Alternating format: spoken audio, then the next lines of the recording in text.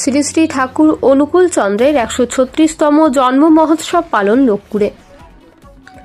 খয়রাশোল ব্লকের লোকপুর সৎসঙ্গ উপাসনা কেন্দ্রের উদ্যোগে এবং স্থানীয় ভক্তদের সহযোগিতায় শ্রী শ্রী ঠাকুর অনুকূল চন্দ্রের 136তম জন্ম মহোৎসব পালিত হয় বুধবার বিভিন্ন কর্মসূচির মাধ্যমে।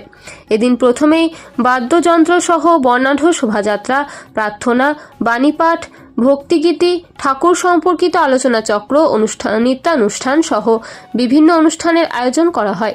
কয়েক হাজার ভক্তকে ভান্ডারা প্রসাদ খাওয়ানোর ব্যবস্থা করা হয়। উদ্যোক্তাদের পক্ষ থেকে মলয় চৌধুরী ও রবীন্দ্রনাথ গড়াই আজকের অনুষ্ঠান সূচি সহ অন্যান্য বিষয় সম্পর্কে একান্ত সাক্ষাৎকারে বিস্তারিত জানান। আজ লোকপুর সৎসঙ্গ পরিষদের পরিচালনায় যে পরম প্রেমময় শ্রী শ্রী ঠাকুর অনুকূল চন্দ্রের 136তম জন্ম মহোৎসব পালিত হচ্ছে লোকপুর সৎসঙ্গের দ্বারা, এবং এখানে বর্ণাঢ্য একটা শোভাযাত্রা চলেছে এবং ভান্ডারা প্রসাদের ব্যবস্থা করা হয়েছে। জাতি, ধর্ম, বর্ণ নির্বিশেষে সমস্ত সম্প্রদায়ের মানুষকে এখানে আহ্বান করা হয়েছে, আসছেন, এবং প্রতি বৎসরের নেই এবারও সেই উৎসব পালিত হচ্ছে।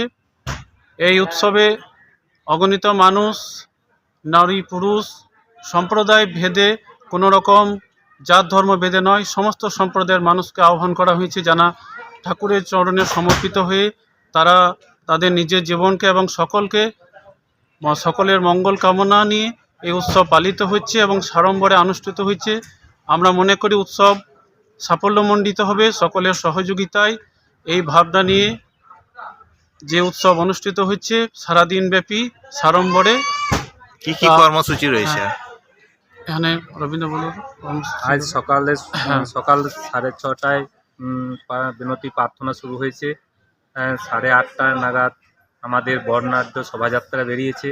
তারপর 10:30টায় মূল অনুষ্ঠান শুরু হবে।